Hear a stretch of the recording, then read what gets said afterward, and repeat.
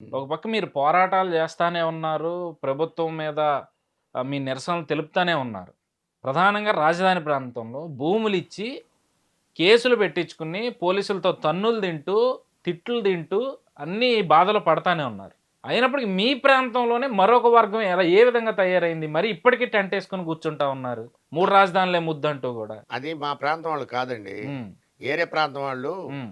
రోజుకు రూ. 300 గాడికి కూలికొస్తున్నారే తప్ప, హ్మ్. మా ప్రాంతంలో వాళ్ళు ఎవ్వరు మా హ్మ్. ఎస్సీలు, ఎస్టీలు, బీసీలు, మైనారిటీ ఇవాళకి ఆ టెంట్ కింద లేరు. కావాలంటే మీరు మీరు రండి. హ్మ్.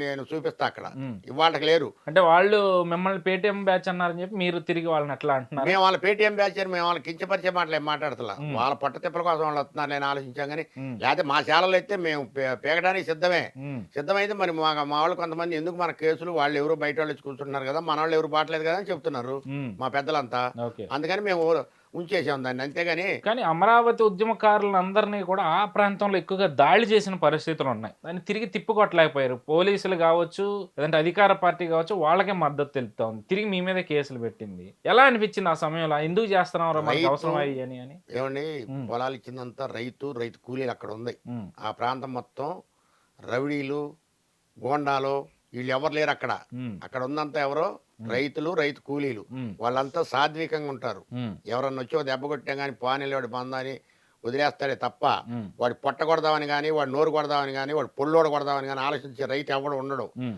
ఈళ్ళు పోలీసులు కేసులు పెట్టినా, హ్మ్. ఈళ్ళు మా ఇళ్ళ మీదకొచ్చి దహనకాండ చేసినా, మా ఆడాళ్ళు గూడా బయటకొచ్చి ఒక్క మాట ఎవరిని అనలా. హ్మ్. తూచా తప్పుడు మాటలు ఎవ్వరు మాట్లాడలా. హ్మ్. మన సాక్షాత్ నా ఇంటి మీదకే హ్మ్. 30 మంది పోలీసులు నా డాబా చుట్టూ చుట్టుముట్టేశారు. హ్మ్. అయినా గాని ఎవరు ఏం మాట్లాడలా. హ్మ్. మేము వెళ్ళిపోయాం.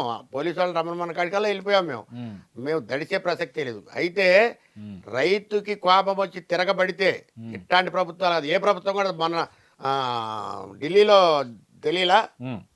హర్యానా వాళ్ళు రైతులు. అవును. మరి మా రైతులు కూడా అటు తిరగబడితే ఏముండదు. హ్మ్. కాపోతే రైతు ఆలోచిస్తాడు. ఇప్పుడు మేము ఒక ఆర్టీసీ బస్సు తగలబెట్టాలనుకున్నాం అనుకోండి హ్మ్. ఉద్యమంలో. హ్మ్. మా వాళ్ళేం చెప్తారు, "అరే! ఆస్తులు మనయే గదా!